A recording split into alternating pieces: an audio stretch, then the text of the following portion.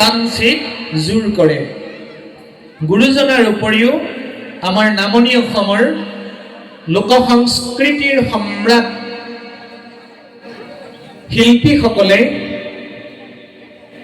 লোক সংস্কৃতিৰ দ্বাৰা আমাক জনাইছে, ও মধুময় হৰি নাম মন প্ৰাণ কৰে জোৰ,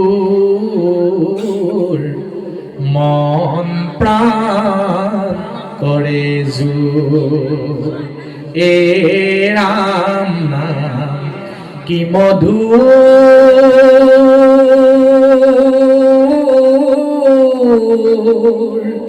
প্ৰভু নাম মধুৰ,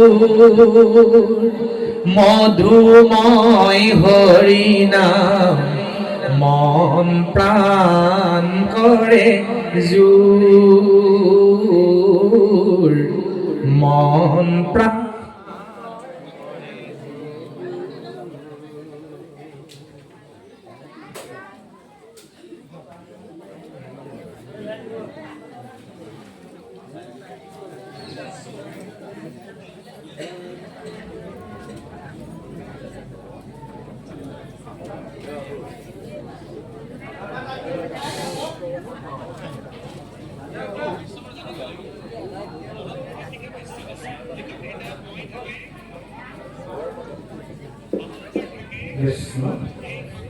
এইদৰে ভগৱন্তৰ গুণানুকীৰ্তনে আমাক কি কৰে? দেহ মন প্ৰাণ চিত জোৰ কৰে। হে হৰিয়ে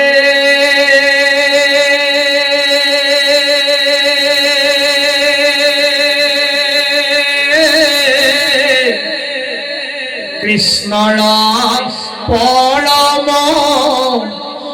নিৰ্মল উদাৰ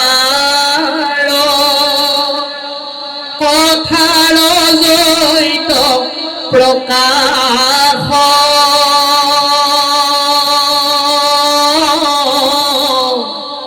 গংগা আদি কৰি যত তীৰ্থ আছে, গংগা আদি কৰি যত তীৰ্থ আছে, তৈতে সে কৰে নিবাস, এ ৰাম নাম কি মধুৰ,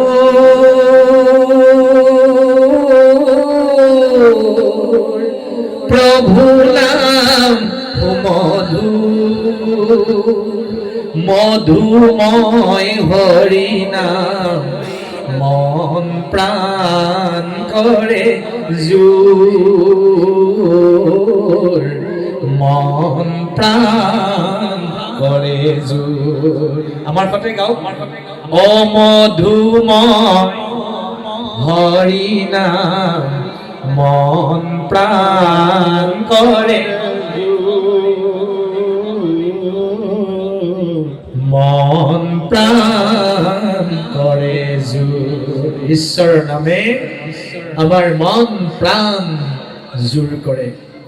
যদি ঈশ্বৰৰ গুণানুকীৰ্তন হয়, ভগৱন্তৰ অমৃত বাণী প্ৰকাশ হয়, সেই ঠাইলৈ কি হয়? গংগাও আদি কৰি যত তীৰ্থ আছে, গংগাকে আদি কৰি যিমান ভাৰতবৰ্ষৰ তীৰ্থ আছে, তৈতেহে কৰে নিবাস। ক'ত? য'ত ঈশ্বৰৰ গুণানুকীৰ্তন প্ৰকাশ হয়, সেই ঠাইত আহি সমস্ত তীৰ্থই নিবাস কৰে। মহাপুৰুষৰ সিদ্ধান্ত। কলিযুগৰ মানুহে গংগাত স্নান কৰিবই লাগিব। গংগাত স্নান নকৰিলে পাপ বিনাশ নহয়, কিন্তু আমি জানিব লাগিব এতিয়া কোনখন গংগাত আমি স্নান কৰিব লাগিব। নজনাকে যদি স্নান কৰি থাকো, আমাৰ পাপ বিনাশ হোৱাৰ বিপৰীতে পাপ হয়তো অৰ্জনে হ'ব পাৰে। ভাগৱতে ক'লে নাম গংগাত আমাক স্নান কৰিব। ইয়াত নাম গংগা কি হৈ আছে? প্ৰবাহিত হৈ আছে, বৈ আছে। এই মুহূৰ্তত আমি স্নানেই নহয়, মাধৱ পুৰুষে নামঘোষাত স্নানৰ ওপৰত ব্যাখ্যা দিছে। কি বুলি কৈছে? অৱগাহন। আমি নামত, সাধু সংগত, শ্ৰৱণ কীৰ্তনত অৱগাহন কৰিব লাগিব। অৱগাহন শব্দৰ অৰ্থ সাঁতুৰি নাদুৰি ডুবিয়াই থকা, অৰ্থাৎ জলহস্তী, ঘৰিয়াল, শিহু, মাছ, কাছ এইবিলাকে জলত কি কৰে? পানীত অৱগাহন কৰি থাকে। মাধৱদেৱৰ ভাষ্য কিমান শীৰ্ষত আছে। স্নানতেই ৰখা নাই, ক্ষান্ত থকা নাই, আমি নামত অৱগাহন কৰিব লাগিব। সাঁতুৰি নাদুৰি ডুবিয়াই হেঁপাহ পলাই আমি স্নান কৰিব লাগিব।